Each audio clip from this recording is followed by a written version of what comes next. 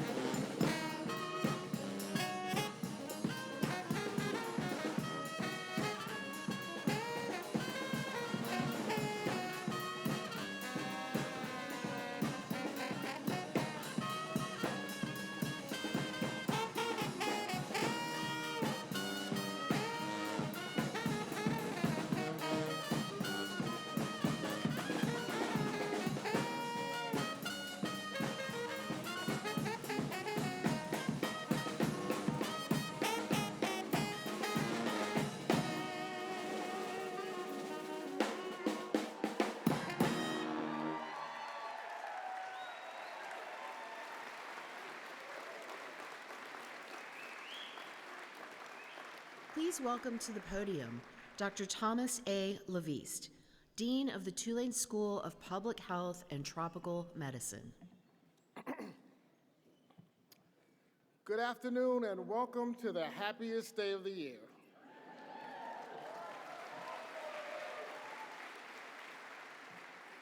Today, as alums, you will join the ranks of the alumni of the first and best School of Public Health in the United States. It is my absolute pleasure to be here with you today, presiding over this happy occasion. I'd like to begin with acknowledgement about the lands that we inhabit. The Choctaw, Homa, Chitimacha, Biloxi, and other native peoples have lived on this land since time immemorial. Their identities are inextricably connected to this place. With gratitude and honor, the Tulane University pays tribute to the original inhabitants of this land. The city of New Orleans was not built upon virgin soil, but merely served as a continuation of a great indigenous trade hub known in Choctaw as Balbacha, the place of other tongues. For thousands of years, people lived along the Mississippi River, and Balbacha served as a place for diverse cultures to come together. We acknowledge the grounds of our campus and the city around us as home to numerous tribes before and after the arrival of Europeans. I now invite you all to please rise as Alfred Carlos Barrera leads us in the singing of the national anthem.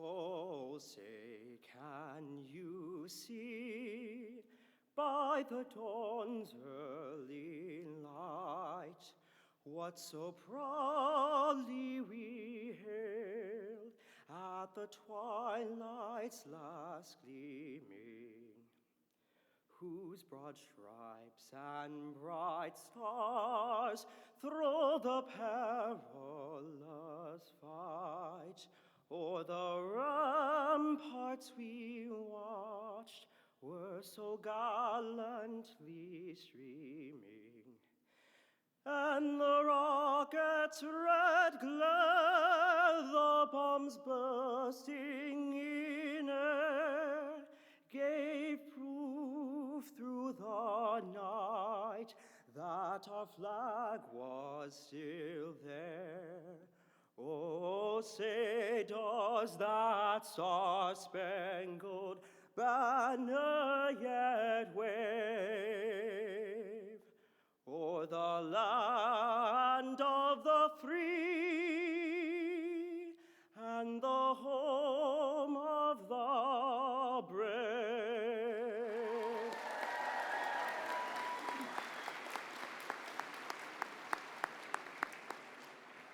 Please be seated. On behalf of the faculty and staff of the School of Public Health and Tropical Medicine, it's my pleasure to welcome the graduates and their families to this ceremony. Graduates, today we welcome you to join the more than 13,000 Tulane Public Health alumni who have come before you. You've sat in classrooms across the Uptown campus, discussed reproductive health and climate change, asked and answered big questions, and experienced service learning firsthand. You've attended crawfish broils and Mardi Gras parades, football games, and the Tulane After Dark. You've second lined, you've caught beads. You've taken in some music at Jazz Fest or French Quarter Fest or on the quad at Crawfest. You've worked hard. You've gotten to know your classmates and professors, and now you are ready, more than ready, to make the world a better place in which to live. Congratulations on your achievement and everything it took to get you to this crowning moment. We also want to give our thanks to the families and friends who have helped the graduates along the way. Without the support of parents, siblings, family members, and steadfast friends, many of you might not have been here today. Let's give family and friends a round of applause for their efforts in making this day a reality.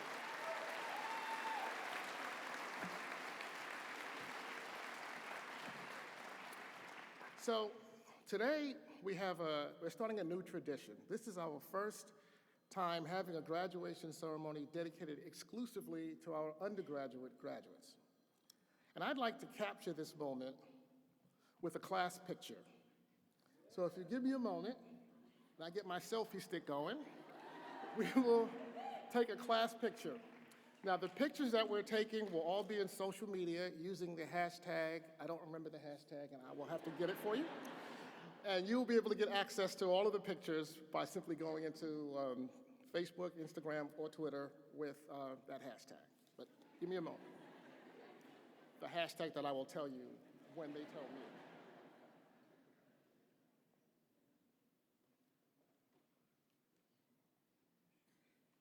Okay, we got the photographer going. All right, here we go.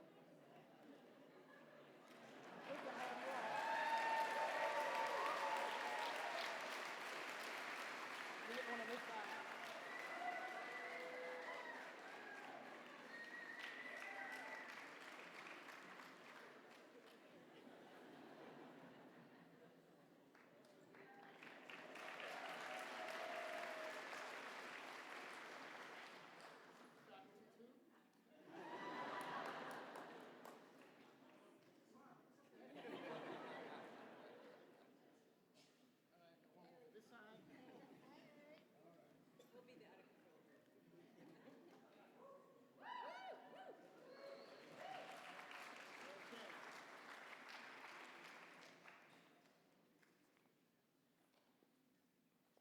I see the rowdy faculty all decided to sit on that side.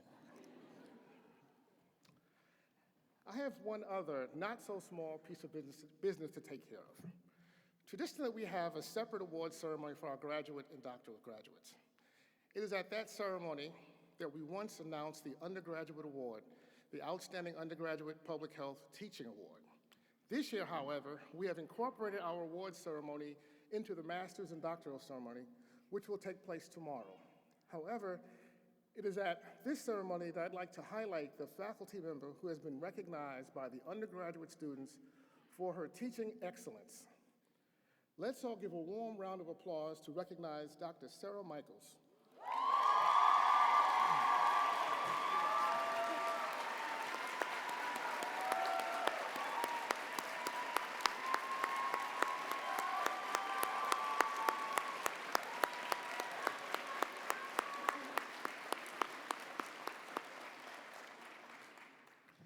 Sarah is Assistant Professor of Tropical Medicine and one of our outstanding faculty members, as you well know. Congratulations, Sarah.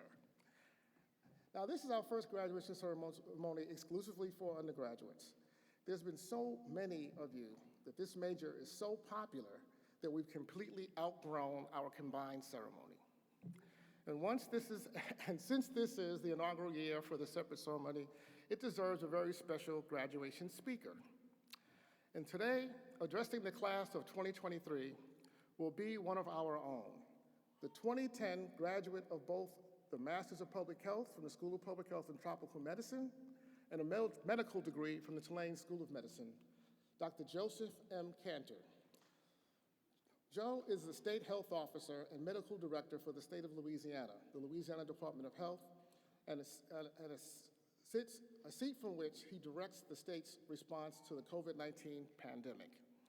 Dr. Cantor has been a vital leader in ensuring the health of residents throughout the pandemic in Louisiana, from mitigating measures to vaccine deployment to keeping citizens informed. Dr. Cantor has served as a resident in emergency medicine at LSU, as a clinical emergency physician, and as medical director for the Healthcare for the Homeless Clinic, and as clinical assistant professor of medicine at both LSU Health Sciences Center and the Tulane School of Medicine.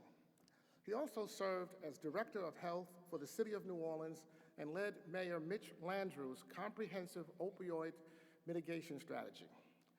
Dr. Cantor, we're very proud of your accomplishments and the critical role you play here in the state. And for this reason, we'd like to award you with the Creighton Wellman Medal, named in honor of our founding dean, who first established the school in 1912.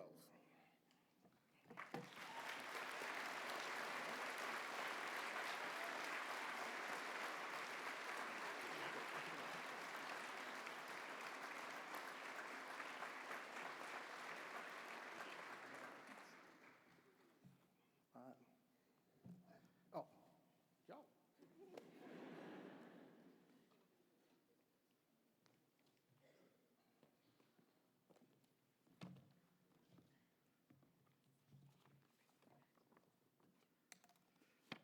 Okay. Graduates, family, supporters, Dean Levis, distinguished faculty and friends, it is a great honor and pleasure to be with you this afternoon. I am a proud Tulane alum.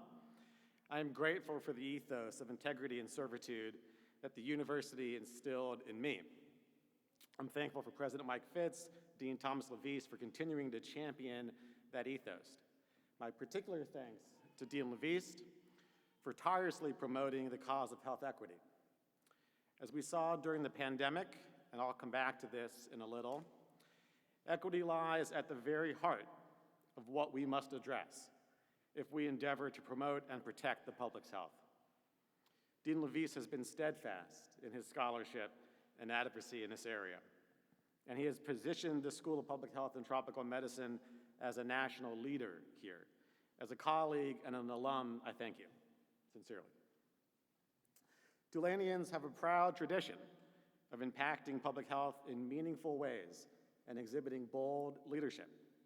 The club includes Donald Connell, current Assistant Secretary for Preparedness and Response for the U.S. Department of Health and Human Services, Deb Ory, current Chief Medical Officer of the CDC, Admiral Rachel Levine, current U.S. Assistant Secretary for Health, Tom Farley, prior Health Commissioner for New York City and Philadelphia, Karen DeSalvo, former New Orleans Health Commissioner, U.S. Assistant Secretary for Health, current Chief Health Officer for Google, and Jenna Vegno, current New Orleans Health Commissioner who provided such exemplary leadership throughout the COVID pandemic, and many more individuals who have carried the Tulane banner with them as they went on to make a difference in people's lives. We are all in very good company today. And now to the class of 2023. Today is a day of celebration, and rightfully so. You have worked tremendously hard to get here. You have overcome obstacles. You've kept your eye on the ball. This is your day, and you deserve it. I'll tell you, attending college in the greatest city in the world is a blessing and a curse. Quite frankly, I don't think I would have made it. I went to college in Chicago. We were indoors 8, 9, 10 months of the year. There wasn't much to do. Finding time to study was easy. Here in New Orleans, scholastic endeavors require professional level prioritization. As the dean mentioned, Mardi Gras, Jazz Fest, Tipitinas, Maple Leaf, Gasa Gasa, DBA, Blue Nile, Hi-Ho Lounge, the Bon Ton, Dragon's Den, Howlin' Wolf, Chickawawa, Prez Hall. And I've been out of the loop for a while, so I don't know all of them. We don't make it easy on you. The diligence you have shown here as a student will serve you well. Today should also be a day of reflection for you, both with regards to what you have accomplished and towards those who have helped you along the way. I'd like you to particularly think about the people close to you, people you love, who have sacrificed or otherwise helped you get to where you are. I'll be honest, I did not do a good job of this when I was in your shoes, and I regret it. So I ask you, at some point before the weekend is over, in between one or two of those venues I mentioned, reach out to a few people who have supported you along your journey, whether that support has been emotional, financial, intellectual, other means. Achievements are rarely made completely on one's own.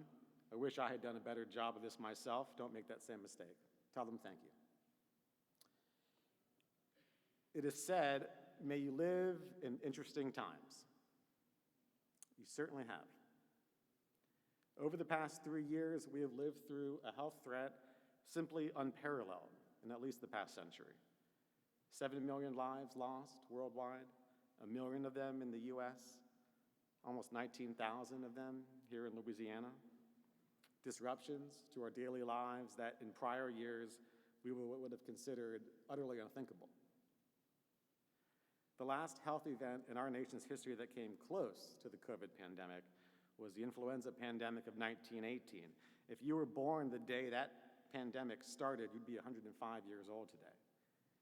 8 days ago, President Biden declared the formal end to our nation's public health emergency. But we know the work of making sense of what we've been through, rebuilding public health infrastructure and morale, and bolstering our protections for the future has really just begun. Let's not forget the sheer magnitude of what transpired, of what we lived, studied, and worked through. We had our first identified case of COVID in Louisiana on March 9th, 2020. I remember that day personally very well.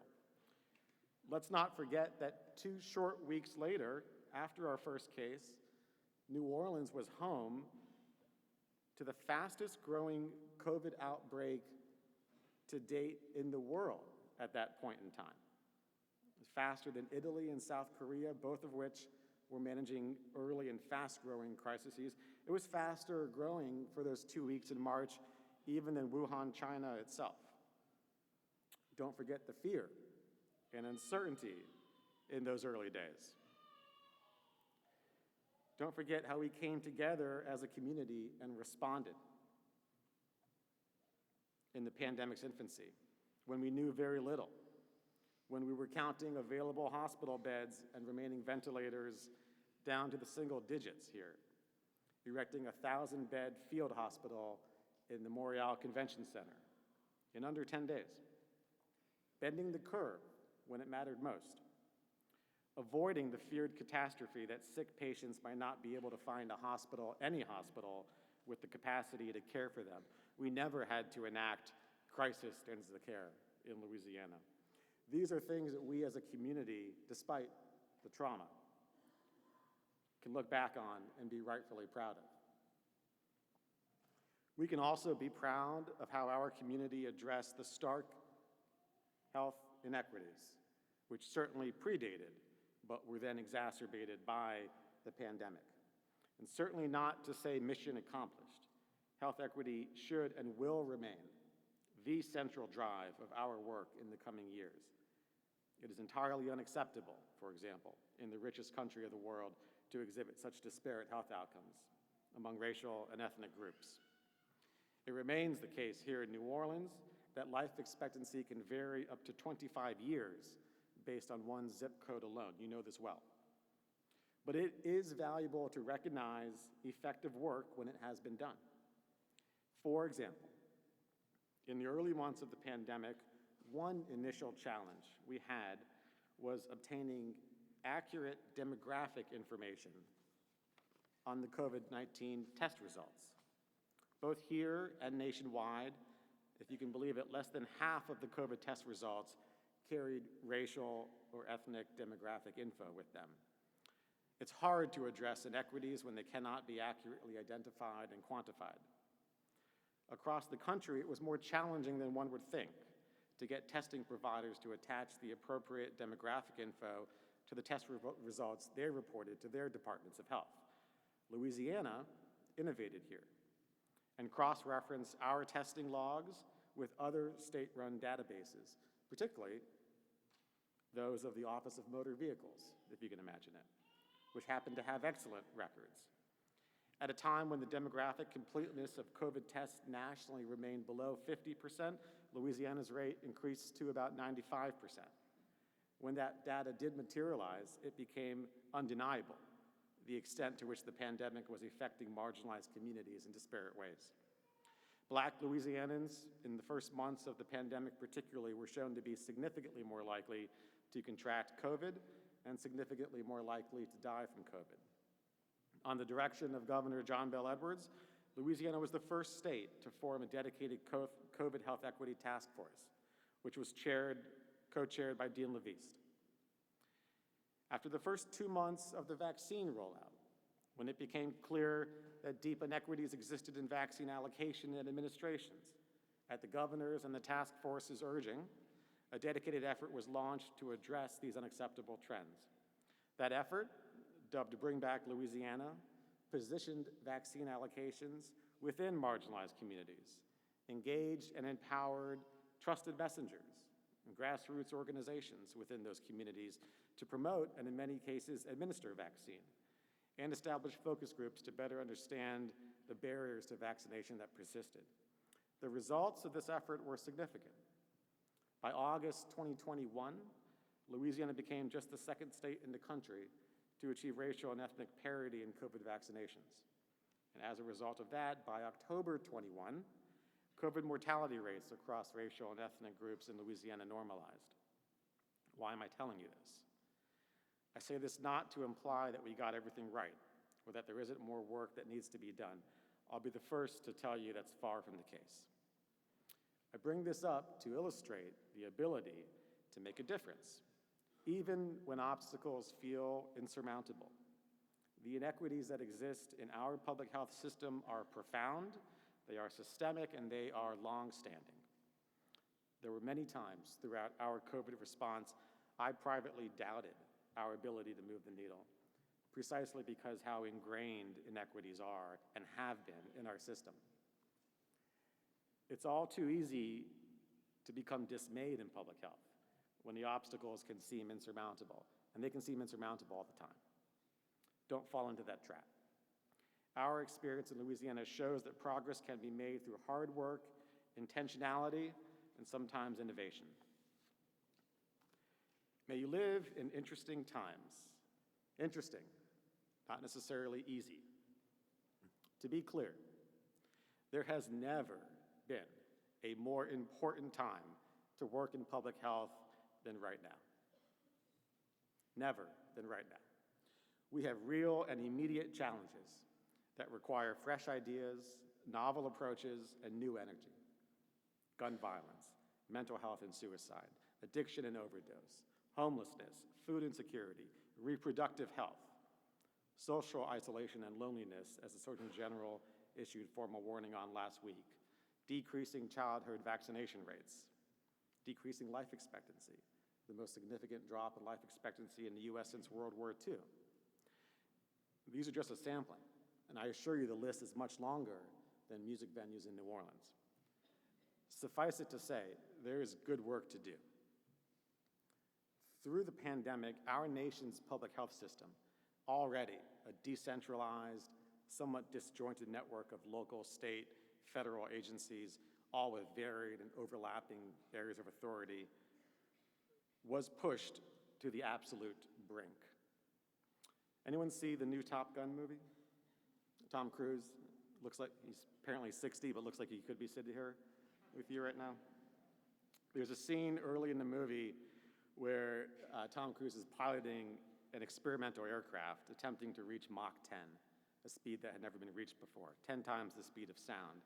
He's in flight, it's blazing across the sky, inching towards Mach 10, and the plane is showing increasing signs of stress, of impending failure.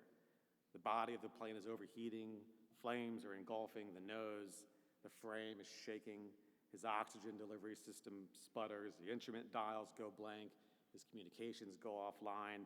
Any second now, he'll cross that threshold, and his plane will succumb to these powerful forces of physics and nature. He's right at that line, and he knows it.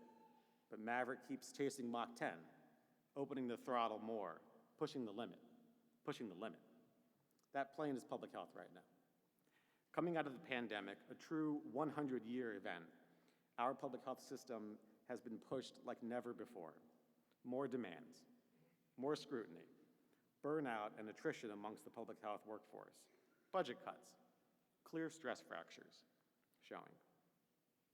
Add to that, challenges we simply did not anticipate, the increasing politicization and vilification of public health institutions, opportunists looking to exploit scientific nuance for their own gain, and the rise of a better funded, better organized anti-vax movement and their efforts to misinform inching closer and closer to what is accepted as political mainstream. Candidates for office centering their persona and pitch around the dangerous notion that public health itself is the enemy. That's a lot to shoulder. How far can we push this? How much stress can this vessel withstand? More pertinently, how do we step back from the brink? How do we regain the public trust that public health needs to effectively achieve our mission? How do we re-engage with issues that may have been overlooked during the pandemic years? How do we remind people that, as a mentor of mine once said, public health saved your life today, you just didn't know it? How do we normalize? I am not a pilot, but I am told that landing the plane is often the hardest part. This profession needs you. Your community needs you. You are graduating this program and entering the next phase of your scholastic and professional lives at just the right time. And with that, allow me to offer 3 pieces of advice I think humbly will serve you well. First, stand up for what you believe in. Unfortunately, this is sometimes easier said than done, and often gets harder as the stakes get higher. But rarely in life does one get a do-over. Times that I have not done this, I uniformly came to regret it. I will tell you, through the course of the pandemic, I had numerous threats made to my life and that of my family as a result of positions I took or things that I said. Despicable, but not unpredictable, given similar threats were being made to my counterpart health officers in other states. I wasn't naive. I had a good sense that taking actions I believed would protect the public's health and save lives might lead to that. These threats were scary. They were traumatic for myself and my family. But looking back now and considering the decisions I made that predictably led to those threats, those are not the decisions I regret. What I do regret are the times I did not speak up and knew that I should. While usually not the most expeditious path, taking a stand for what you believe is right will add to your sense of self-worth. It will foster pride in the work you do. And the world needs more people with the courage to do the right thing. Second, stand up for those who don't have the ability or access to do so themselves. One way to do this is to champion a diversity of viewpoints. Whatever room you may find yourselves in, professionally, whatever table you may find yourself seated around, take a moment to ask yourself who is not represented amongst those gathered. One common cause of inequity is that teams are often not reflective of the communities they are endeavoring to serve. And inclusivity is not only the right thing to do, it's mission-centric. It's often essential for accomplishing the outcome that one sets out to accomplish. I have seen and been a party to many initiatives and programs that failed to obtain desired results because the design and implementation teams were not reflective of the communities being served. By virtue of being here today, we are all endowed with some sense of privilege. There are many others who aspire to be graduates of a prestigious university, particularly one that has a good brass band at the beginning of their ceremony. But for one reason or another, it's not in the cards. Put another way, you have privilege whether or not you feel it. Successful teams are inclusive teams, and often that requires intentionality. Be the team member who goes the extra mile to make this happen. And finally, probably most importantly, don't skimp on self-care. You can save some cash by skipping an oil change or 2 on your car, but one day those miles are going to catch up with you. Physical and mental health are blessings, and we all at times take them for granted. Lord knows I have. Self-care requires effort, but I assure you it is worth it. I've seen too many friends and colleagues burn out after going all in at the expense of their own well-being. I've come very close myself at times and learned the hard way that, like any machine, we need downtime and regular maintenance. I promise you, there is absolutely no shame in this. And true pros are unabashed, in their prioritization of self-care because they know they're in it for the long haul. Our profession needs you, our community needs you, and we need you strong for all 4 quarters. No job or project is more important than your own health or that of your family. Invest time in yourself, start that now, and I assure you, you won't be dissatisfied with the returns.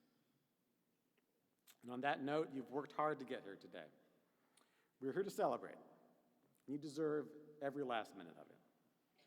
Certainly there's no better city in the world to do so in. Show yourselves and your families a good time tonight. Soak in the moment. Laissez le bon temps rouler. Don't forget, the field of public health needs reinforcements. There is work to do, my friends. We need help landing the plane. Today you are graduates. I am very eager to have you as colleagues.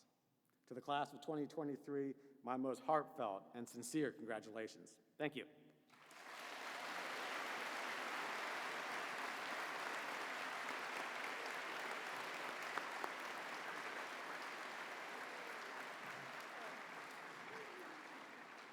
Thank you, Dr. Cantor, for all that you've done over the past 3 years and for being here today for our graduates. You are an inspiration to us all. I'd like to invite this year's undergraduate student speaker, Siga Diarra, to the podium to share her thoughts on this momentous day.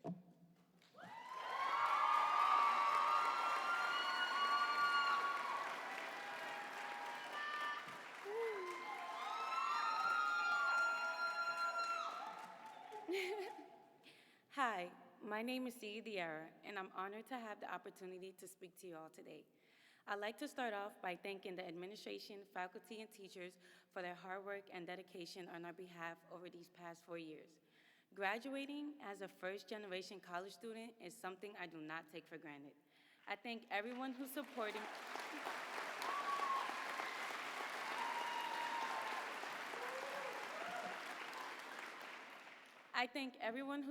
me and others like me throughout this journey, from my parents to my teachers to fellow peers, and most importantly, my wonderful donors, Jillian and Michael Foley, who have made this opportunity possible. The support system at Tulane is like no other. Class of 2023, I can't believe it. First and foremost, congratulations to us.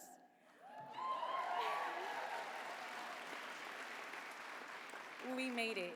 4 long years, from floods our freshman year to COVID our second year, a hurricane our third, and still standing strong our fourth. We deserve this moment.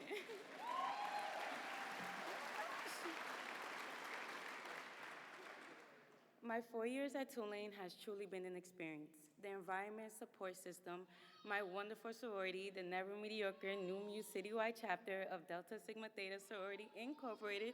Ooh. It's truly like no other. Tulane has shown me what it means to make use of everything around you and how to use every opportunity to our advantage.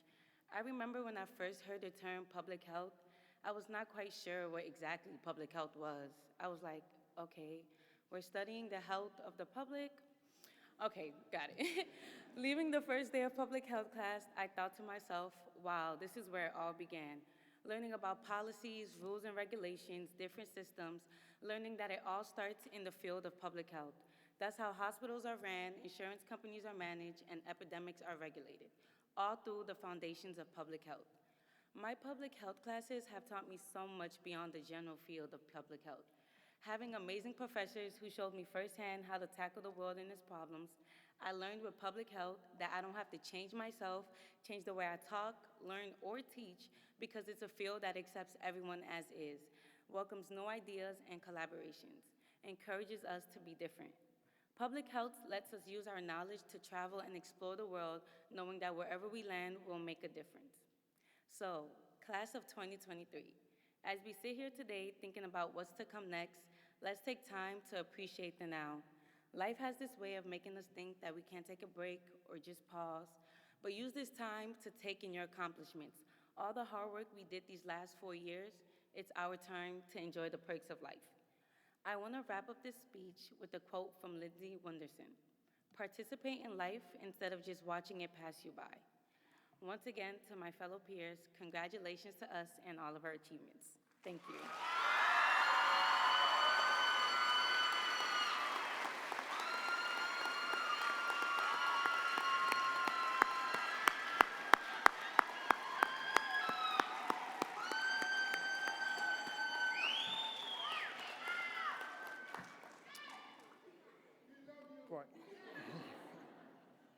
Detroit, floods and hurricanes. This class is definitely a legitimate Tulane alumni group.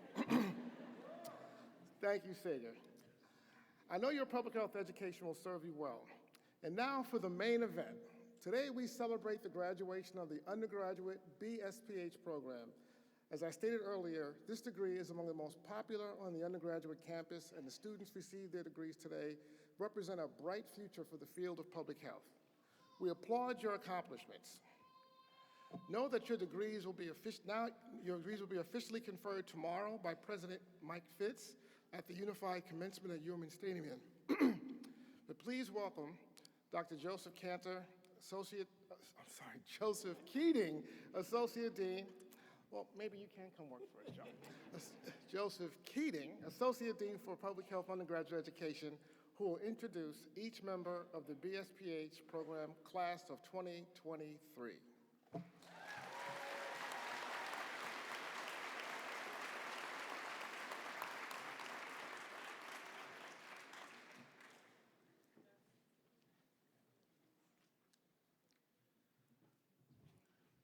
Congratulations, everyone. Graduates of the Bachelor's of Science in Public Health, please rise, come forward to receive your diploma.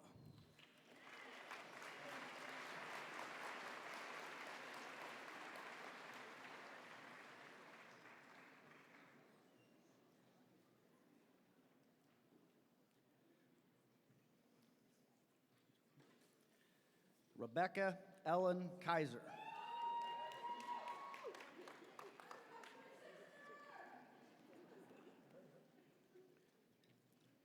Ethan Jacob Abelowitz.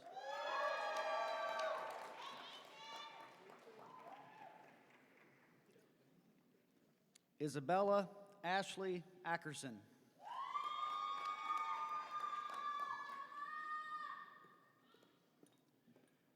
Morgan Elizabeth Allen.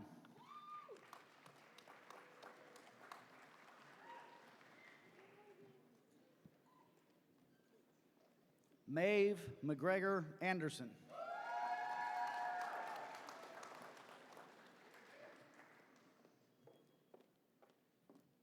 Isabel Gloria Archer.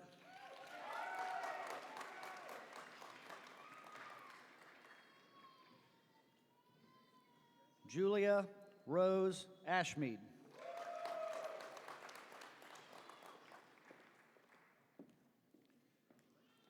Ashley Gazelle Alcar.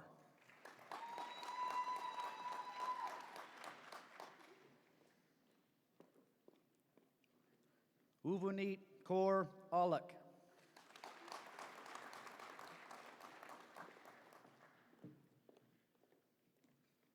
Grace Elizabeth Bardwick.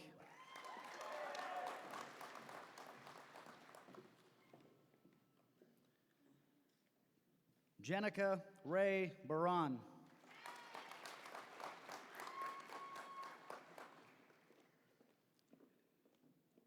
Mary Elizabeth Barrow.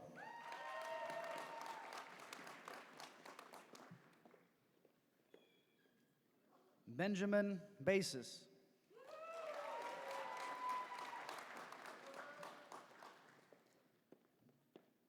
Anika Louise Beck.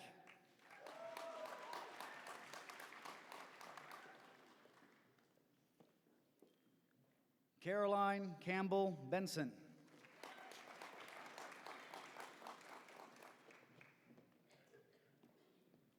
Laura Rose Binder.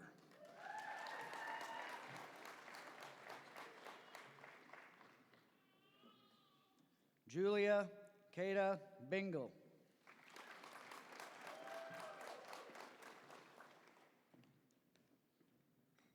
Elza Ruti Friedman Black.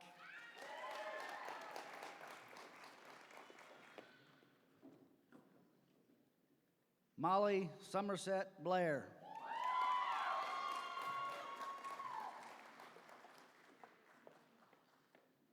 Nicole Bornstein.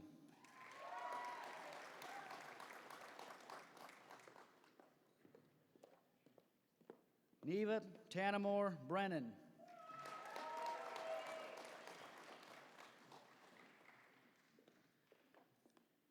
Chandler LeBraden Brock.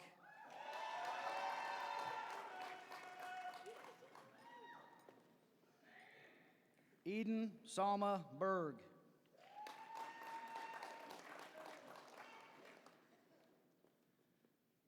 Kelly Ann Cagney.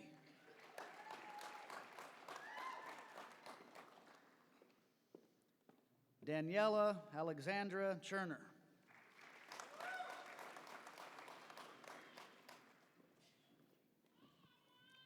Aiden Patrick Clements.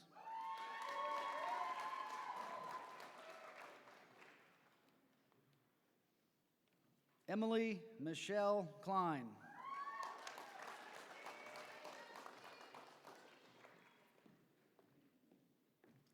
Samantha Grace Cohen.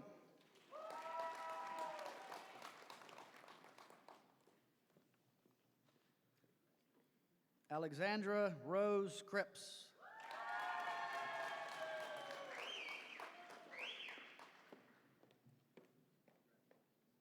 Jackson Riker Harned Cummings.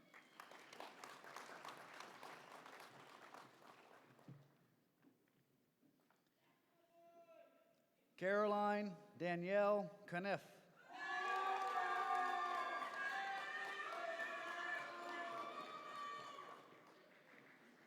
Raphael Shea Dakin.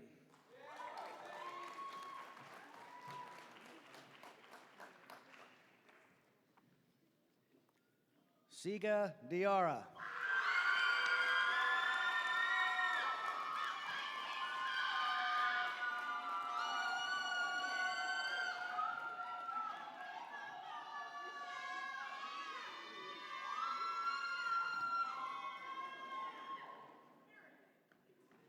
Okay. Hayden Douglas Dillman.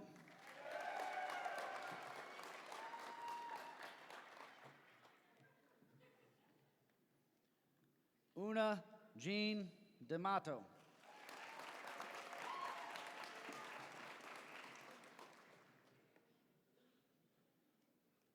Amico Disler.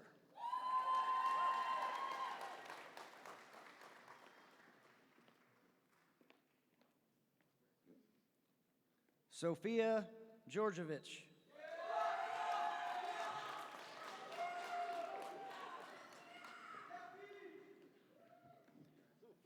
Catherine Isabel Dortch.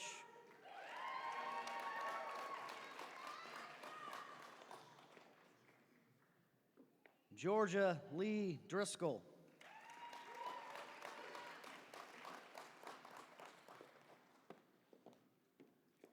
Lucia May Durst.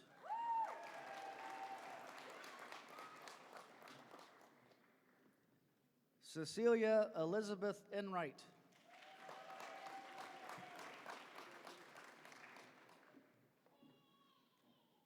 Max Erez.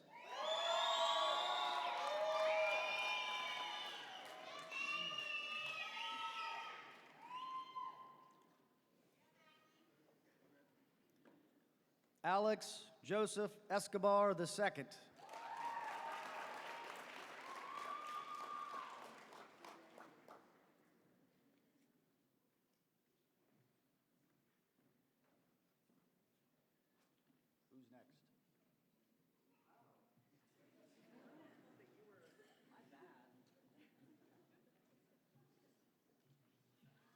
Wash Fields.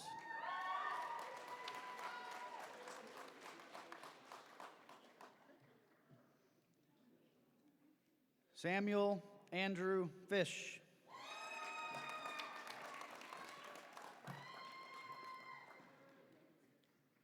Jamie Lauren Friedman.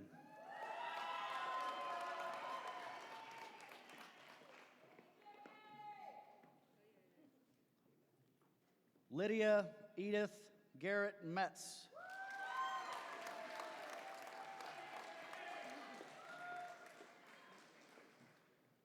Isabella Gaxiola.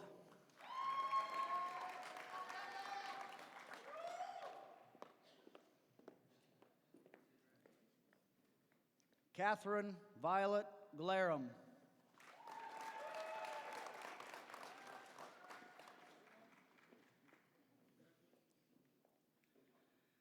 Sarah Kai Gobler.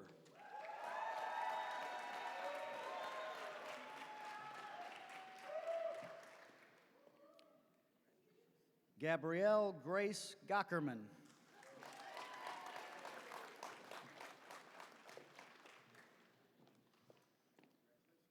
Amanda Rose Goldstein.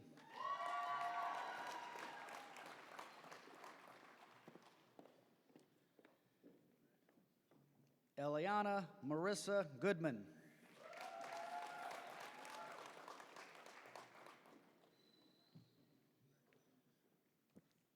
Raymel D. Green.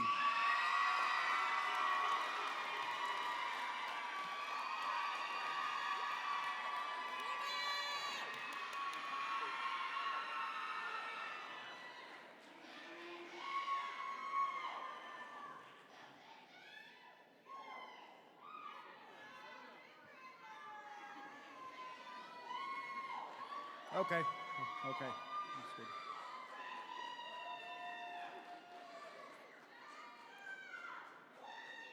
Molly Elise Greenberg.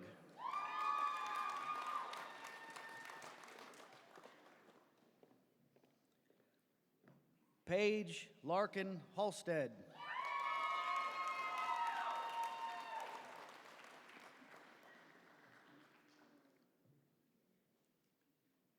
Lena Ann Heyer.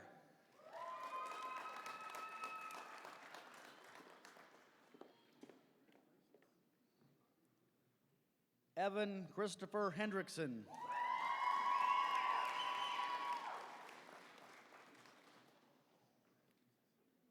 Anna Marie Henthorn.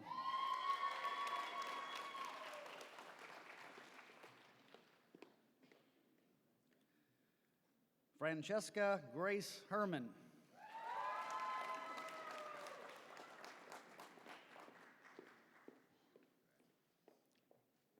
Carson Elizabeth Heward.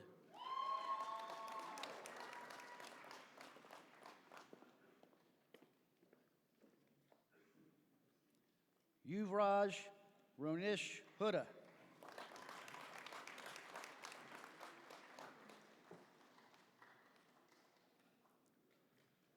Sydney Pierre Hopkins.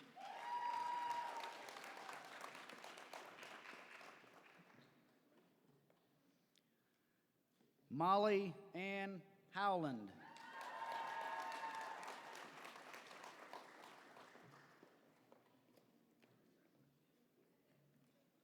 Ava Johanna Hunter.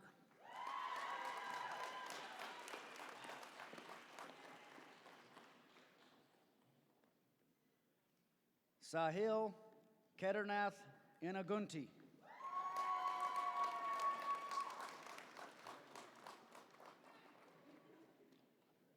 Jonathan Simon Israel.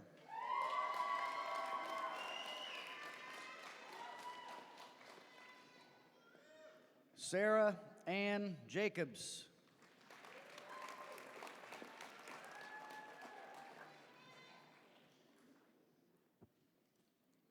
Amit Jacob.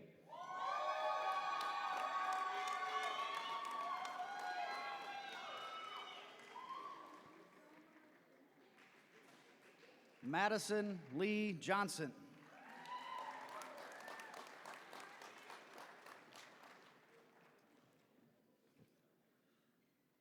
Dory H. Kaplan.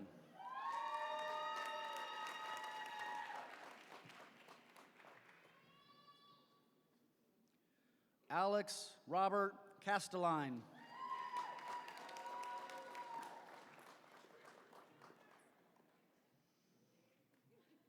Molly Shea Kelly.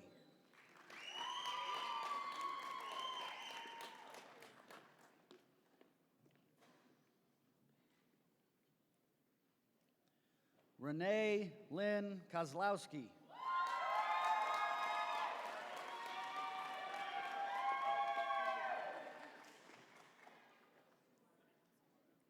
Sarah Francis.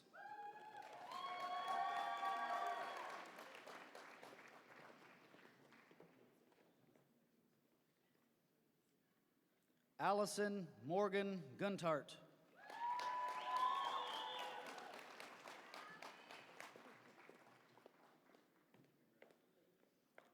Cassidy Shoshana Kirkella.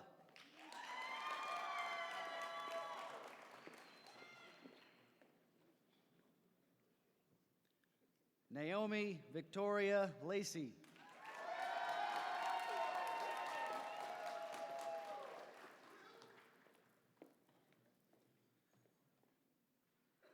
Eva Bauer Larch.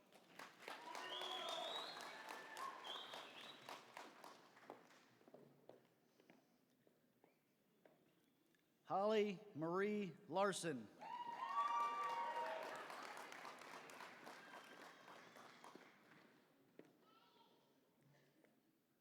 Rebecca A. Letzinger.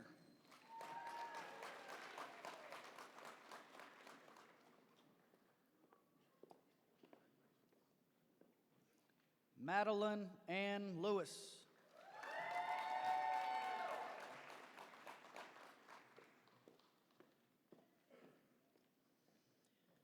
Bridget Ann Lindgren.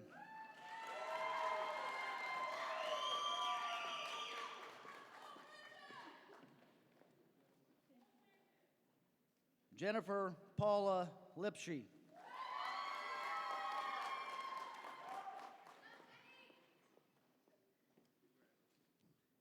Rose A. Lober.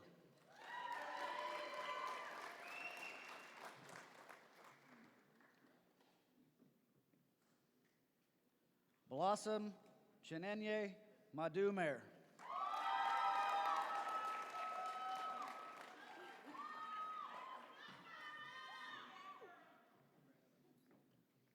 Luca Vincent Magarello.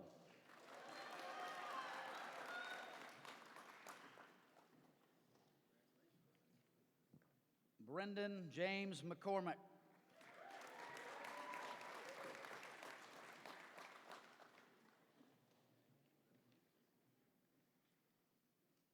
Mara Kathleen McCormack.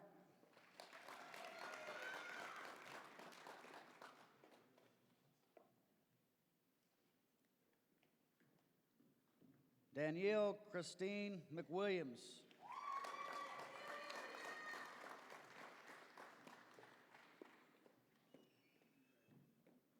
Emily Ann Medich.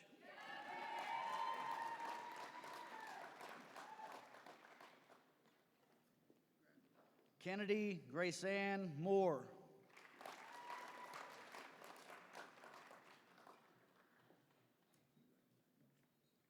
Amelia Kelly Moran.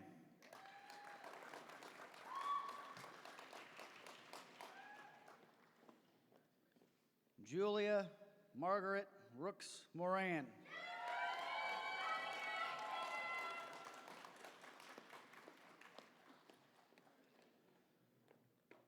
William Michael Nadan.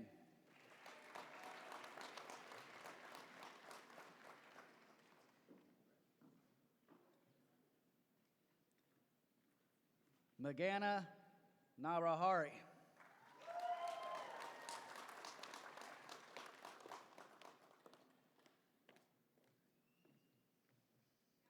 Eden I. Newman.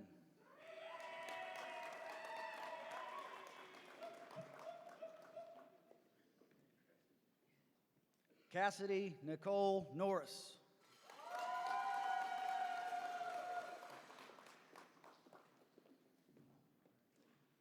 Lauren Sunmi O.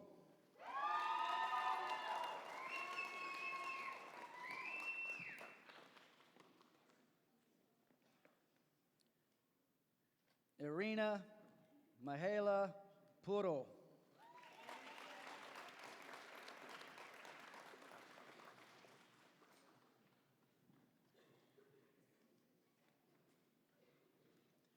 Isha Sai Patlola.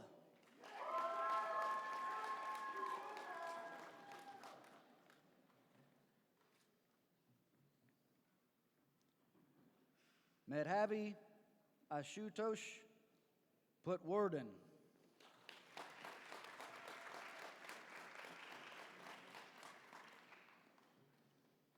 Alexandra Ann Pohl.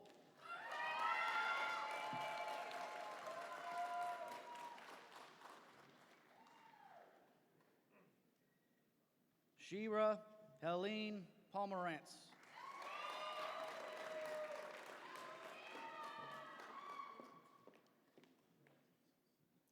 Dora Pungan.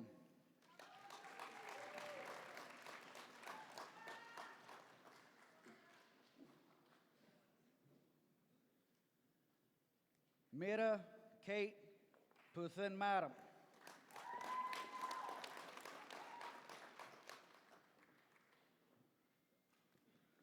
Alyssa Ragubir.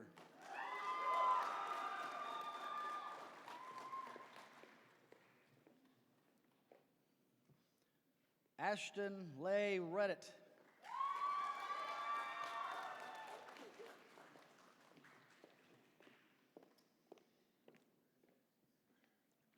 Caroline Foster Reynolds.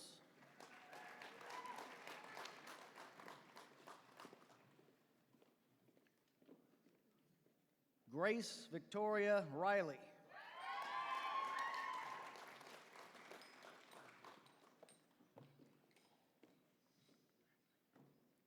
Emma Cole Roberts.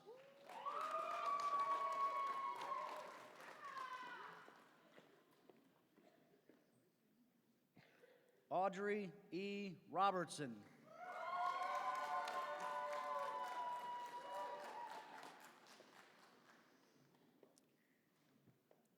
Alejandra Rodriguez.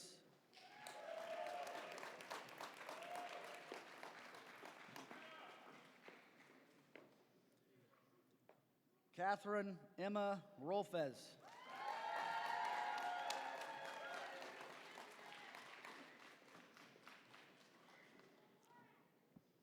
Elizabeth Grace Romance.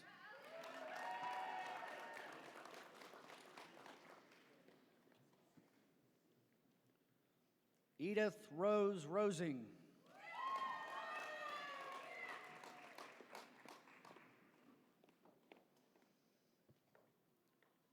Emma Carolyn Sampson.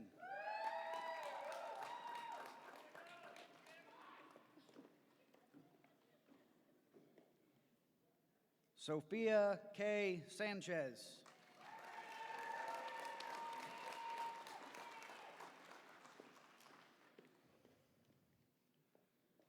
Robin Ann Sanders.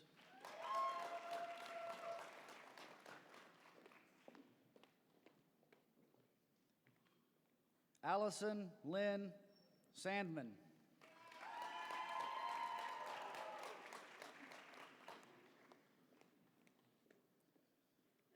Lauren Schaefer.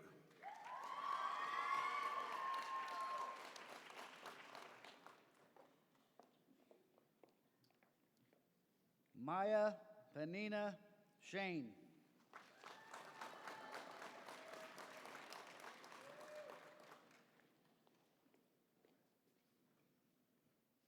Ellen Maria Schindel.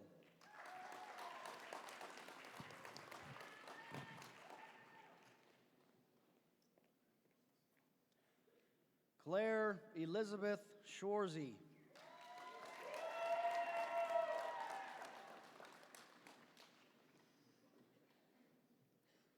Grace Marie Scott.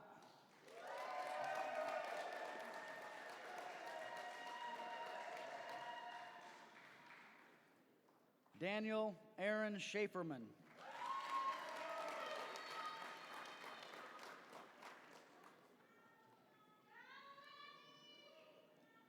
Lauren Michelle Shapiro.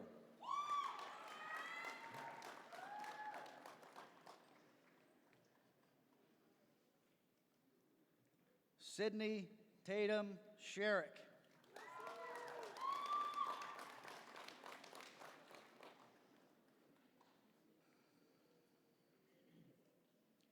Alexandra Sophia Szymanowski.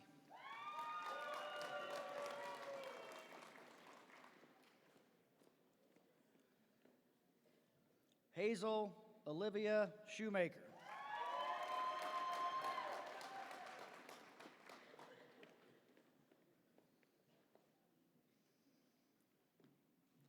Catherine Mina Sonderegger.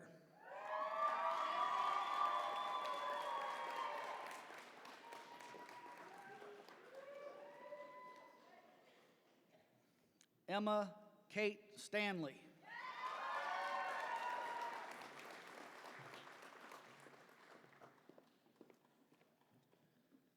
Janaki Lakshmi Sundaration.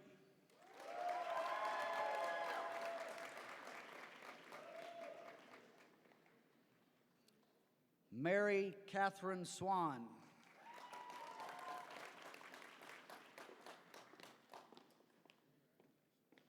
Sarah T. Taft.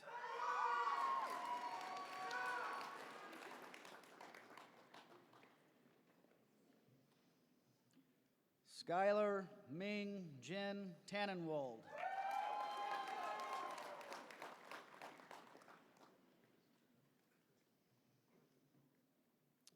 Amanda Elizabeth Toole.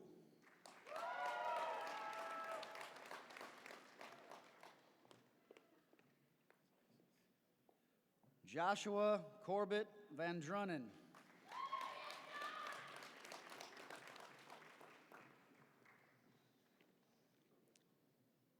Megan Elizabeth Vandenberg.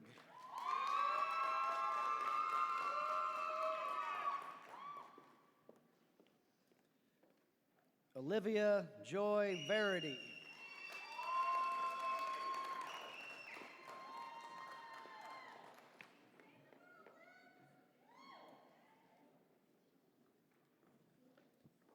Talia Maria Vasil.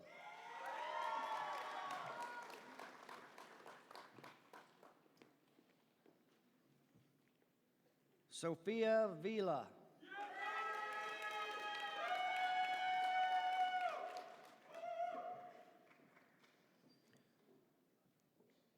Brooke Samantha Waller.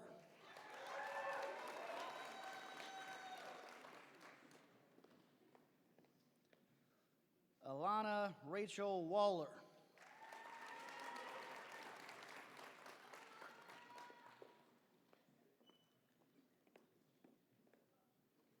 Jana Emily Warner.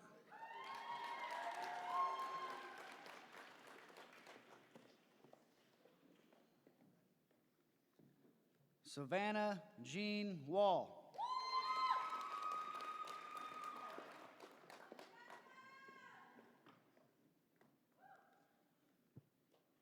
Jenna Nicole Wheel.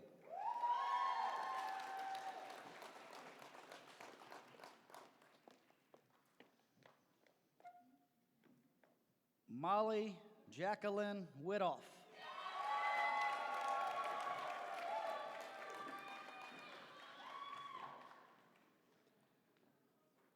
Allie Harrington Williams.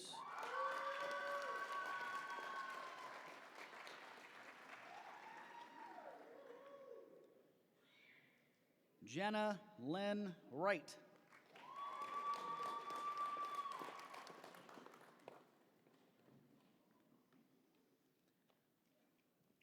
Layla Hope Wright.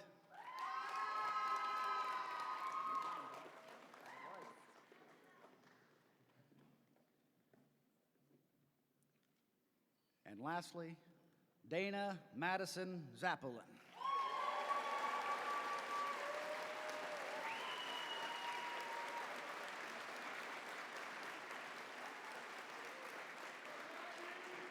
Congratulations.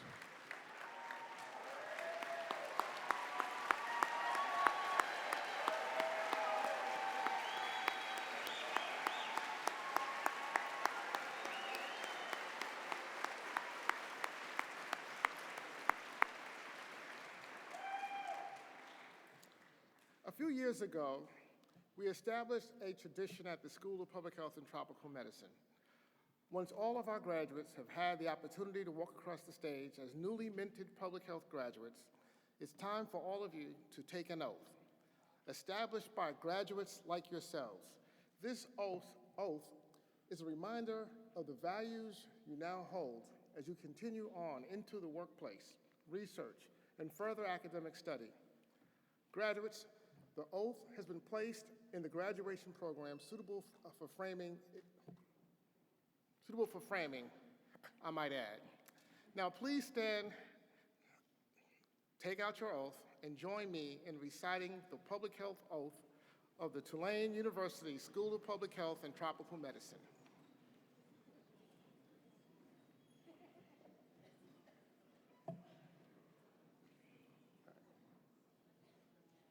Okay. As public health professionals, our journey does not stop today. Health is a human right. Our role is to promote and protect this right for all, locally, domestically, and internationally. Let us use our education and experience in pursuit of diversity, health equity, and optimal well-being throughout the world. As lifelong learners and fierce advocates, we will diligently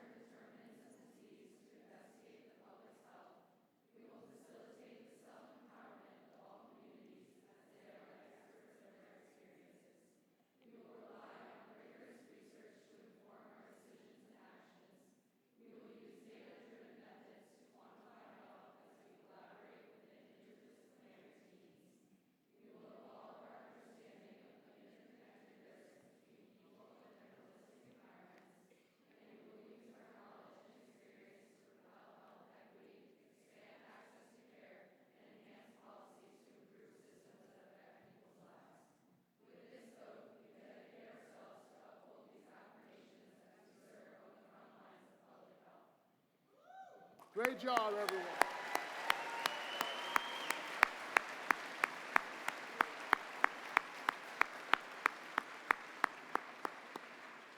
So, I have an additional critical piece of information for you. The social media hashtag is, I didn't forget, Tulane Public Health. Tulane SPHTM. Tulane SPHTM. I promise I will get it right. We'll post the pictures by tomorrow. You'll have them all. Now, if everyone would please stand, we'd like to welcome back Alfred Barrera, who will sing the Tulane alma mater.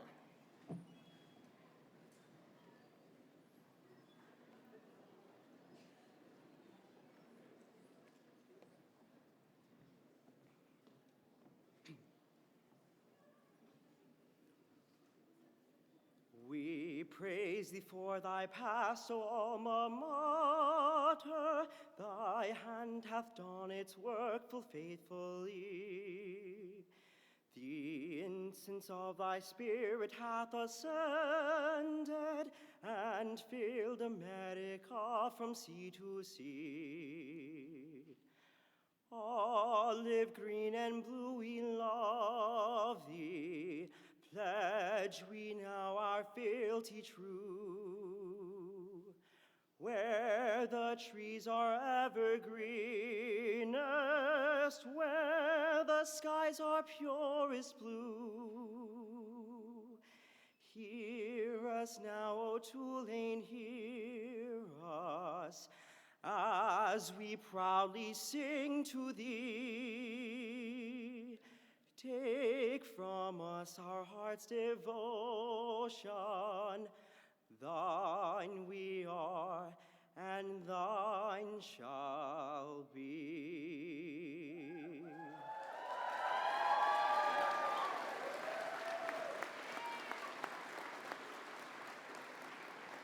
Many thanks to all of you for sharing in today's celebration with us.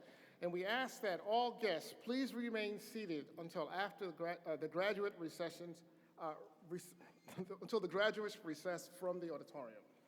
Now I'd like to invite the Young Pinstripe Brass Band back to lead our faculty and students out of the auditorium.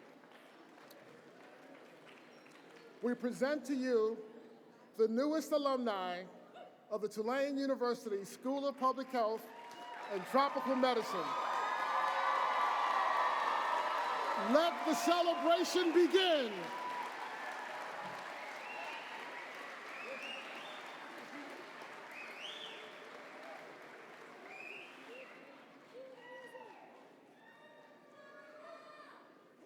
Where's the band?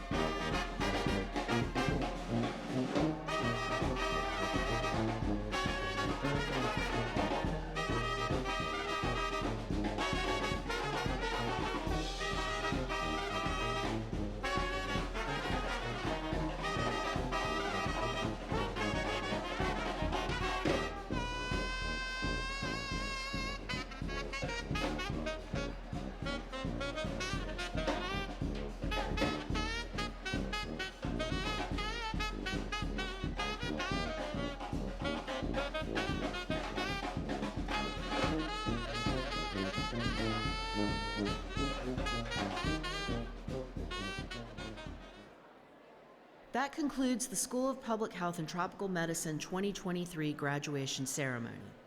Please exit the auditorium. At 4:30 p.m., the Pinstripe Brass Band will promenade the graduates to the Lavin Burnick Center Qatar Ballroom for a reception. All are welcome to participate. Our best to all of those graduating today. Congratulations and roll wave.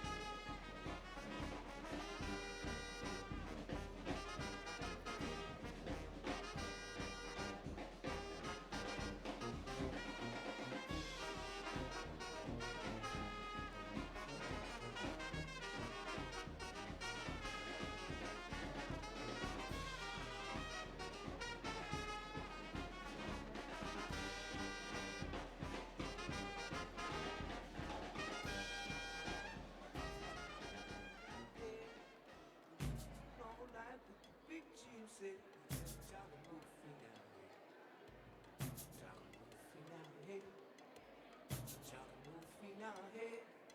But if you don't like the big she said, just chagamufina head. One more time, boy, chagamufina head. Chagamufina head.